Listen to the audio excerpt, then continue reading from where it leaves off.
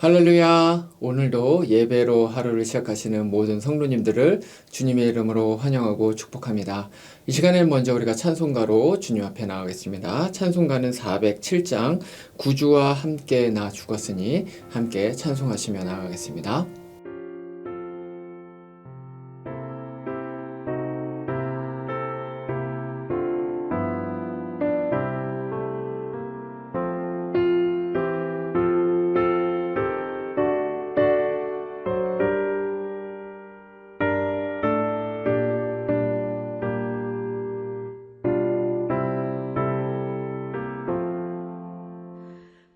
구주와 함께 나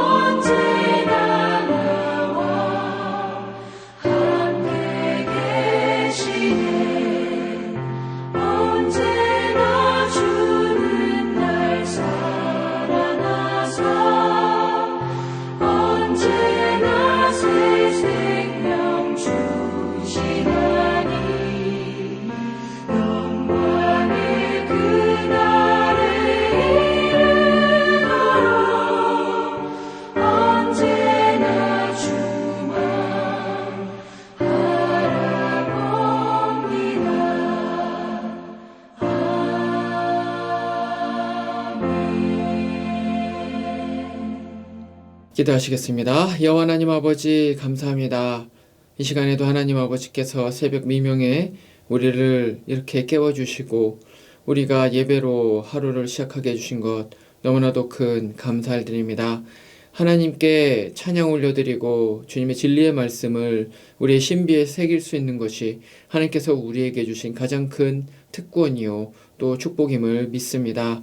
하나님 이 시간에 우리에게 부어주시는 그 은혜와 성령님의 그 말씀을 우리가 청종하여 더욱더 주님께로 나아갈 수 있는 귀하고 복된 시간 되게 해 주옵소서. 또한 특별히 11월 한 달간 우리는 감사의 달로 주님께 감사의 기도 제목을 올려드리고 있습니다. 이 시간에는 정말 주님께 감사하고자 하는 것은 우리가 팬데믹을 지나면서 많은 염려와 걱정이 있었음에도 불구하고 하나님께서 우리 성도님들을 모두 다 지켜주셔서 예배가 회복되고 더 주님을 갈망할 수 있게 해주신 것 너무나도 큰 감사를 올려드립니다.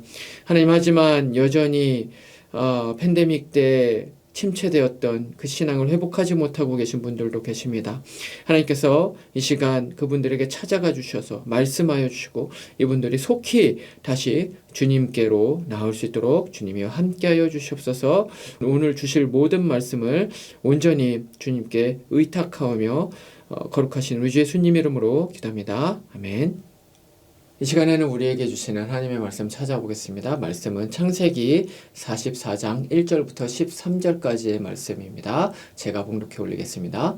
요셉이 그의 집 청지기에게 명하여 이르되 양식을 각자의 자루에 운반할 수 있을 만큼 채우고 각자의 돈을 그 자루에 넣고 또 내 잔 곧 은잔을 그 청년의 자루 아귀에 넣고 그 양식값 돈도 함께 넣으라 하매 그가 요셉의 명령대로 하고 아침이 밝을 때에 사람들과 그들의 나귀들을 보내니라. 그들이 성읍에서 나가 멀리 가기 전에 요셉이 청지기에게 이르되 일어나 그 사람들의 뒤를 따라가서 그들에게 이르기를 너희가 어찌하여 선을 악으로 갚느냐 이것은 내 주인이 가지고 마시며 늘 점치는 데 쓴 것이 아니냐 너희가 이같이 하니 악하도다 하라. 청지기가 그들에게 따라가서 그대로 말하니 그들이 그에게 대답하되 내 주여 어찌 이렇게 말씀하시나이까 당신의 종들이 이런 일은 결단코 아니하나이다. 우리 자루에 있던 돈도 우리가 가나안 땅에서부터 당신에게로 가져왔거늘 우리가 어찌 당신의 주인의 집에서 은금을 도둑질하리이까. 당신의 종들 중 누구에게서 발견되든지 그는 죽을 것이요 우리는 내 주의 종들이 되리이다. 그가 이르되 그러면 너희의 말과 같이 하리라. 그것이 누구에게서든지 발견되면 그는 내게 종이 될 것이요 너희는 죄가 없으리라. 그들이 각각 급히 자루를 땅에 내려놓고 자루를 각기 푸니 그가 나이 많은 자에게서부터 시작하여 나이 적은 자에게까지 조사하매 그 잔이 베냐민의 자루에서 발견된지라. 그들이 옷을 찢고 각기 짐을 나귀에 싣고 성으로 돌아가니라. 아멘. 학생들이 학교 생활에서 가장 힘들어하고 또 불편해하는 것은 아마 시험, 테스트일 것입니다. 평범한 대부분의 학생들은 정도의 차이가 있겠지만 모두 다 시험 때가 되면 굉장히 스트레스를 또 많이 받고 또 불안해하게 되죠. 저도 학창 시절을 되돌아보면 학창 시절에 이 시험만 없었으면 훨씬 더 기쁘고 즐거운 학창 시절을 보내지 않았을까 이제 그런 생각이 들 때도 있습니다. 그러나 사실 이 테스트는 학생들에게 반드시 필요하죠. 왜냐하면 시험을 통해서 자신이 어떤 부분이 모자른지 어떤 부분을 잘 모르고 있는지를 알 수가 있기 때문에 그렇습니다. 그래서 자신이 모르는 그런 부분들에 대해서 더 보강하고 그렇게 됨으로써 더 많은 지식을 얻을 수 있는 것이 바로 이 테스트를 통해서 가능한 것이죠. 그렇기 때문에 이 테스트는 고통스럽지만 학생들을 유익하게 해줍니다. 테스트가 결코 학생들을 골탕 먹이기 위한 그러한 제도는 아니라는 것이죠. 그런데 신앙생활에 있어서도 사실은 마찬가지입니다. 신앙생활에서도 우리는 이제 테스트가 있습니다. 그런데 이 테스트를 통해서 우리는 우리가 알지 못했었던 그런 어떤 약점들에 대해서 보완하고 더 깊은 그리스도인이 될 수가 있는 것이죠. 그래서 오늘은 우리가 이 말씀을 통해서 그 우리가 신앙생활에서 자주 경험을 하게 되는 그 테스트에 대해서 함께 이야기를 짧게 나눠보려고 합니다. 지난 말씀에 이어서 이제 오늘 말씀을 이제 우리가 보면 오늘 말씀은 굉장히 밝은 분위기에서 시작이 됩니다. 왜냐하면 모든 일이 순조롭게 잘 맞춰졌기 때문에 그렇습니다. 사실 처음에 애굽으로 이 야곱의 아들들이 올 때만 해도 굉장히 많은 불안감이 있었을 것입니다. 왜냐하면 이제 양식을 전에 한번 샀었기 때문에 이제 다시 이제 이것을 사러 왔을 때 이 애굽의 관리들이 과연 어떻게 나올지를 몰랐었던 것이죠. 그래서 너네들 전에도 많이 사갔는데 왜 또 사가? 너네한테는 안 팔어. 뭐 이런 식으로 얘기를 할 수도 있었을 것이고요. 아니면 이 가뭄과 기근이 계속해서 많아지니까 사실은 공급보다 수요가 훨씬 더 많아질 수밖에 없는 상황이 된 거죠. 그러다 보면 당연히 자연스럽게 인플레이션이 일어나게 되고 전에보다 더 많은 돈을 달라고 그렇게 할 수도 있었을 것입니다. 그러면 전에 가지고 온 돈으로 살 수 없거나 아니면 훨씬 적은 그런 양의 양식을 사갈 수밖에 없는 그런 상황이 될 수도 있었을 것입니다. 그러면 당연히 불안해질 수밖에 없죠. 왜냐하면 내가 여기서 양식을 사가지 못하게 된다면 저 가나안 땅에서 우리를 기다리고 있는 우리의 가족들이 전부 다 굶어 죽을 수밖에 없다. 이런 생각이 있었기 때문에 책임감도 크지만 또한 불안감도 굉장히 컸으리라고 생각이 듭니다. 그런데 너무나도 다행히 이 애굽에서의 여정이 너무나도 순조롭게 잘 마무리가 되었습니다. 넉넉하게 양식을 살 수 있었고 또 뿐만 아니라 이 관리들이 너무나도 잘 대해준 것이죠. 그래서 융숭하게 그렇게 잘 대접을 해줘서 잘 먹고 또 잘 자고 이제 그렇게 된 것입니다. 그래서 가벼운 발걸음으로 이제 집을 향해서 출발을 하게 되죠. 그런데 길을 떠난 지 얼마 되지 않아서 뭔가 문제가 생깁니다. 무슨 문제였습니까? 한 관리가 막 뛰어오는 겁니다. 막 뛰어오면서 저 뒤에서 뭔가 막 화난 목소리로 이렇게 다급하게 조급하게 뛰어옵니다. 그러면서 이 야곱의 아들들을 불러 세우죠. 그래서 이 애굽의 관리가 다짜고짜 이렇게 이야기를 하는 것입니다. 이 배은망덕한 녀석들 하면서 도둑놈이라고 그렇게 이야기를 하는 것입니다.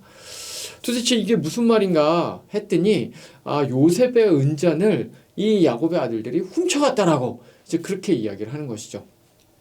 근데 이 은잔이 사실은 단순히 그냥 뭔가를 따라서 마시는 그러한 은잔이 아니라 점괘를 보는 그러한 은잔이었습니다. 이 고대 근동에는 이렇게 어떤 술사들 그리고 점치는 사람들이 국가의 그런 어떤 중요한 일들을 놓고 이제 점을 치는 이제 그러한 것이 이제 문화에 있었죠. 근데 이제 그것을 할 때 쓰는 은잔이었습니다. 그렇기 때문에 이것을 가지고 간다는 것은 이 굉장히 큰 중대한 범죄를 이제 저지르는 것이라고 생각을 해볼 수가 있습니다. 근데 야곱의 형제들이 그런 사람들이라고 그렇게 이야기를 하고 있는 것입니다. 그래서 이 이야기를 듣고 야곱의 형제들이 이게 야곱의 아들들이 웬 마른 하늘의 날벼락인가 이제 이런 생각이 이제 들게 되는 것이죠. 그러면서 막 서로의 얼굴을 막 쳐다보면서 야 누가 그랬어? 너가 그랬어? 뭐 시몬 너가 그랬어? 아니면 형님이 그랬습니까? 뭐 이러면서 아마 서로 혼비백산해서 막 옥신각신 했을 것입니다.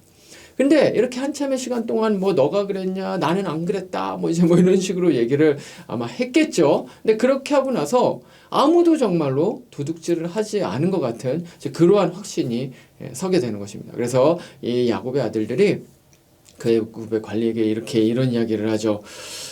우리 중에는 없는 것 같아요. 만약에 우리 중에 누가 정말로 그 은잔을 훔쳐갔다면 그 사람은 죽어도 마땅하고요. 그리고 우리 모두가 다 당신의 종이 되겠습니다. 이제 이런 식으로 이야기를 합니다. 굉장히 강력한 조건을 거는 것이죠. 왜 그랬겠습니까?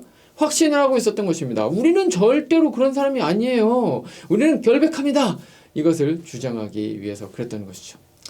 그랬더니 이제 이 애굽의 관리가 그래? 좋아. 그러면 너희들 짐을 다 수색을 해봐야 되겠다. 해서 이제 수색을 하기 시작을 하죠. 그래서 첫째인 르우벤의 짐으로부터 이렇게 둘째, 셋째 계속해서 이제 해서 마지막 베냐민의 짐까지 이제 수색을 하게 되는데요. 너무나도 안타깝게 어떤 일이 나옵니까? 마지막 막내 이 베냐민의 짐에서 바로 그 은잔이 나오게 된 것입니다. 어떤 일이 일어난 겁니까? 정말로 베냐민이 이것을 훔친 겁니까? 아니죠. 그렇지 않습니다. 이것은 사실은 오늘의 말씀에 나와 있는 것처럼 요셉의 일을 이미 꾸몄던 것입니다. 그래서 이 애굽의 관리를 통해서 누명을 씌운 거죠. 그래서 그 은잔을 살짝 그 막내, 여기 말씀에 나와 있는 그 청년이라고 하는 딱 찍어서 얘기를 하죠. 베냐민을 찍은 겁니다. 그래서 그 청년의 자루에다가 너가 내 은잔을 넣어라. 이제 이런 식으로 해서 그 은잔을 넣었던 것입니다. 베냐민에게 도둑의 누명을 바로 그 형인 요셉이 씌웠던 것이죠. 그리고 베냐민의 짐에서 은잔이 이렇게 나오게 되자 이 형들의 얼굴은 어떻겠습니까? 우리는 그것을 상상할 수가 있습니다. 아마 형들이 얼굴이 완전히 그냥 사색이 돼가지고 얼음장같이 이제 그렇게 변했을 것입니다.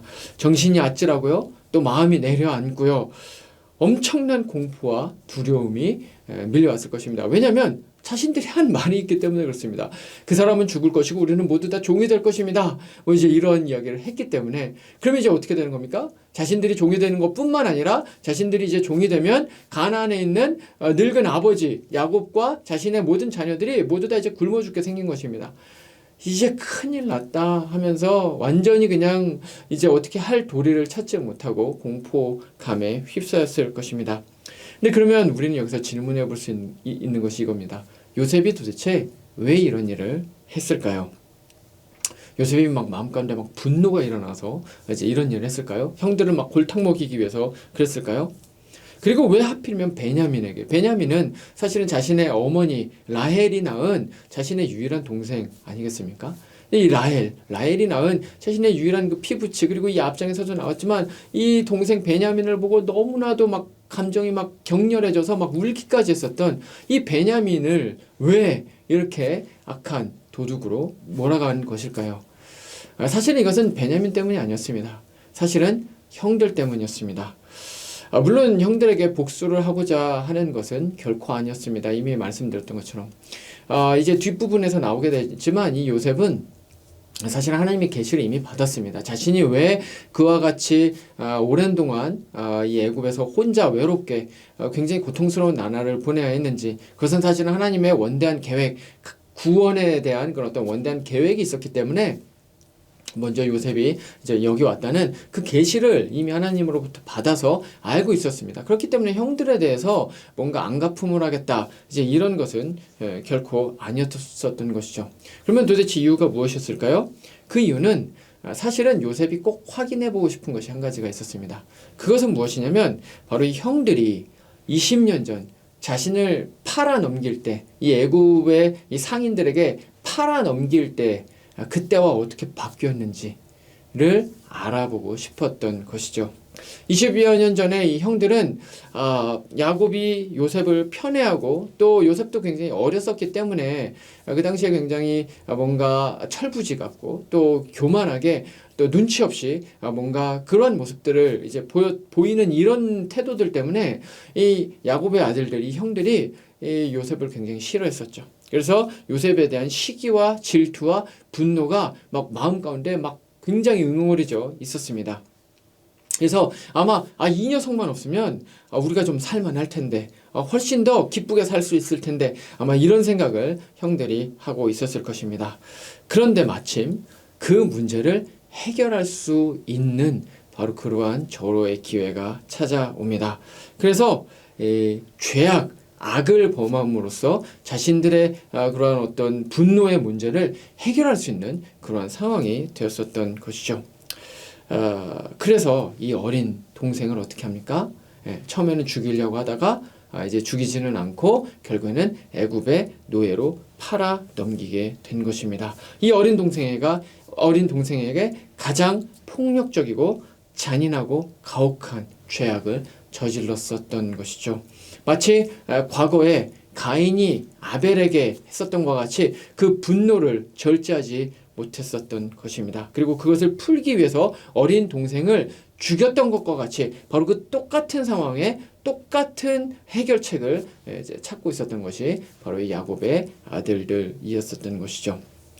가인이 넘지 못했었던 바로 그 테스트에서 야곱의 아들들도 실패를 경험을 했었던 것입니다. 그리고 이제 오랜 세월이 지났습니다. 그리고 이 형들이 지금 똑같은 상황에 빠져 있습니다.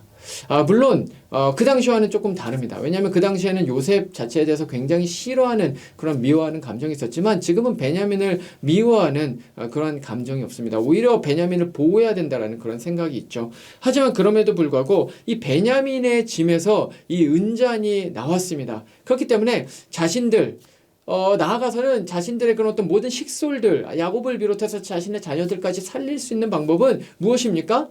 베냐민을 희생시키는 것이죠. 이렇게 이야기를 하는 것입니다. 저 은잔이 쟤한테 나왔는데 우리는 모르는 일이에요. 우리는 전혀 모르는 일이고 쟤는 뭐 종으로 만드시든지 아니면 뭐 죽이시든지 죄송하지만 어쩔 수가 없습니다. 그렇게 하시고요. 우리는 보내주세요. 우리는 모르는 일이에요. 이런 식으로 사실은 할 수도 있었다라는 것이죠. 어쩌면 그게 좀 더 합리적인 생각일 수도 있었을 것입니다. 왜냐하면 한 명을 희생하고 자신들, 가족들 전체가 살 수 있는 방법이 바로 그것이었기 때문에 그렇습니다. 근데 사실은 이게 무엇입니까? 형들의 입장에서는 테스트였던 것이죠. 요셉이 바로 이 형들이 바로 그와 같은 똑같은 상황에서 어떤 행동을 취하는지를 테스트를 했던 것이고요. 좀 더 크게는 사실은 하나님께서 이 야곱의 아들들을 테스트를 한 것입니다. 과거에 실패했었던 그러한 시험 문제, 그 테스트에서 과연 어떻게 이번에는 다른 방식으로 해답을 내놓는지를 하나님께서 테스트를 하고 있었던 것이죠. 저는 이 말씀을 묵상을 하면서 이것이 이 야곱의 아들들이 겪었었던 이 테스트가 사실은 우리의 신앙생활에서 오늘날도 동일하게 연속되고 있는 그런 테스트라는 생각을 해보게 되었습니다. 우리가 예수님을 주님으로 고백을 한다고 해서 우리는 한 번에 깊은 신앙인이 되지를 못합니다. 왜냐하면 우리가 예수님을 믿기 이전에 굉장히 오랜 시간 동안 우리는 우리 자신을 주인으로 삼아서 그렇게 삶을 살아왔기 때문에 그렇습니다. 그래서 그 기간이 길면 길수록 우리가 하나님에 대한 신뢰, 그것이 깊어지는 데는 훨씬 더 오랜 시간이 걸립니다.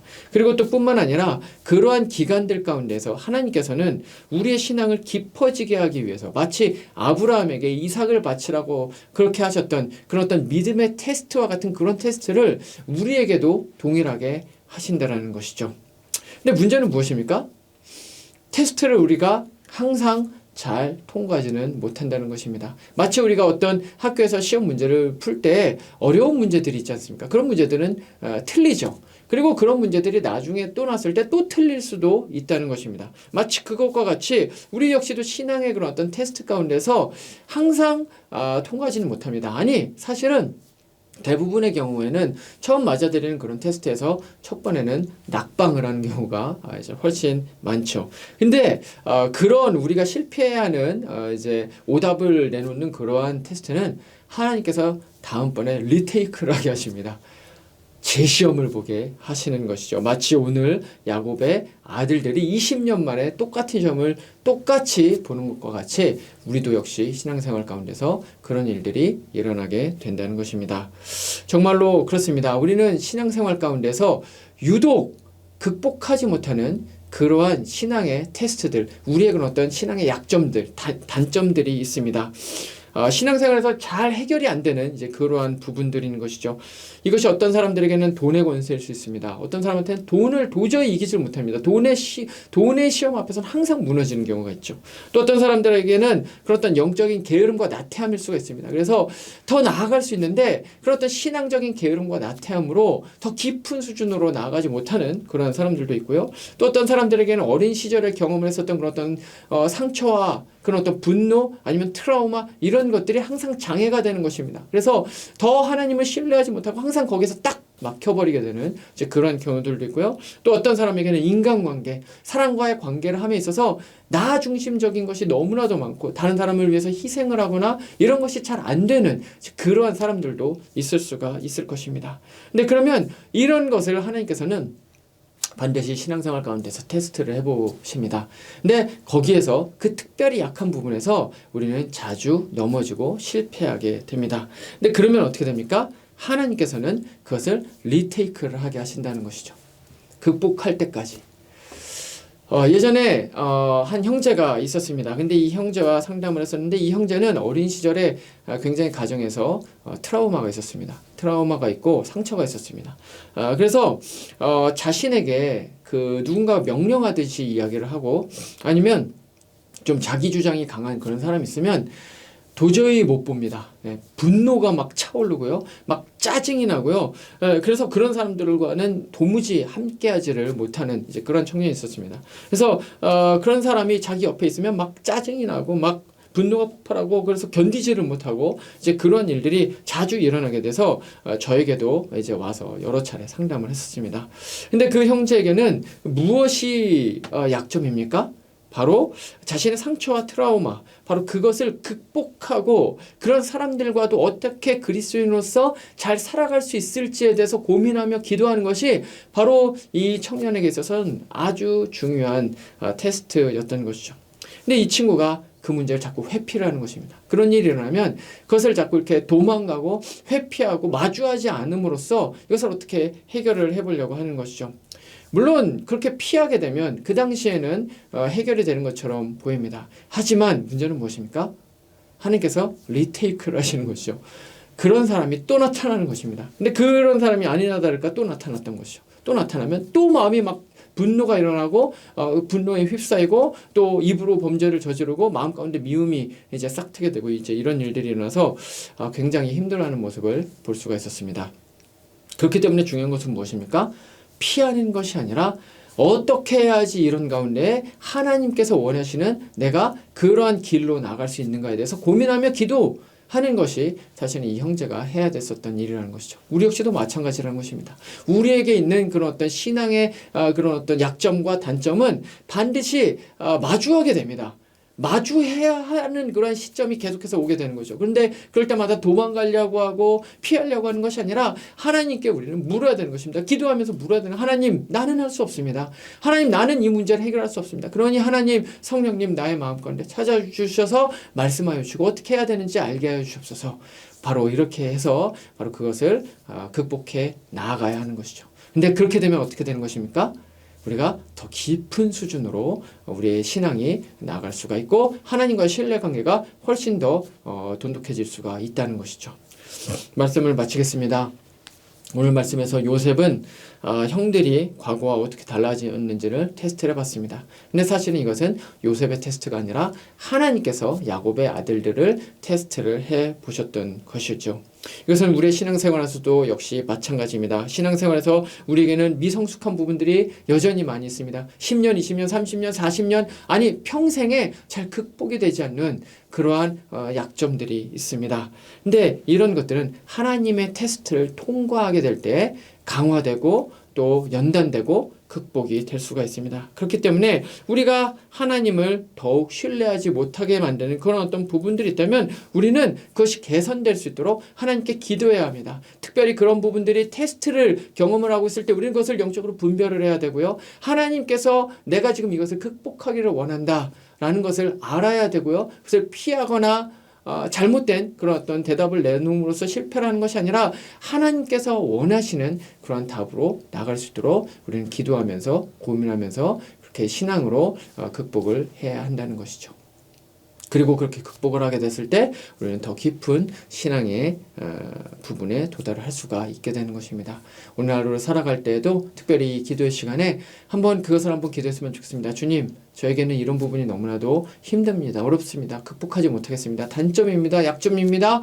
주님, 불쌍히 여겨주시고 이것을 이기게 하여 주시고 그래서 이것이 더 이상 나를 괴롭히지 못하게 하여 주시옵소서. 기도할 수 있는 우리 모든 성도님들 되실 수 있도록 말씀으로 축원을 드립니다. 기도하시겠습니다. 하나님 아버지 감사합니다. 오늘의 말씀을 통해서 오늘은 하나님께서 우리에게 주시는 신앙의 테스트에 대해서 생각해 보았습니다. 그렇습니다. 신앙의 테스트는 힘듭니다. 고통스럽습니다. 하지만 그럼에도 불구하고 우리가 더 깊은 신앙인이 되기 위해서는 반드시 그 테스트가 필요하다는 사실을 우리가 생각해 보게 되었습니다. 하나님, 나의 약점과 단점이 있습니다. 마주하기 싫습니다. 어렵습니다. 극복할 수 없습니다. 근데 그렇기 때문에 주님께 기도합니다. 하나님, 나의 힘들고 어려운 이런 모든 부분들 주님 알고 계시오니 하나님 이 시간에 찾아와 주셔서 그것을 깨닫게 하여 주시고, 또 그런 부분들을 혹시 경험하고 있는 우리 성도님들 계시다면 찾아가 주셔서 지혜를 허락하여 주시고, 상처를 치유하여 주시고, 게으름이 사라지게 하여 주시고, 또 관계를 극복하게 하여 주시고, 여러 가지 많은 부분에서 주님께서 이기고 승리할 수 있도록 우리와 함께하여 주시옵소서. 오늘도 개인의 기도 제목으로 주님 앞에 나오는 모든 성도님들 위해 하나님 아버지께서 함께 하셔서 이 기도의 시간이 풍성한 시간, 주님의 은혜를 경험하는 시간 되게 하여 주옵소서. 감사하며 예수님 이름으로 기도합니다. 아멘. 이제 개인의 기도 제목으로 기도하시겠습니다.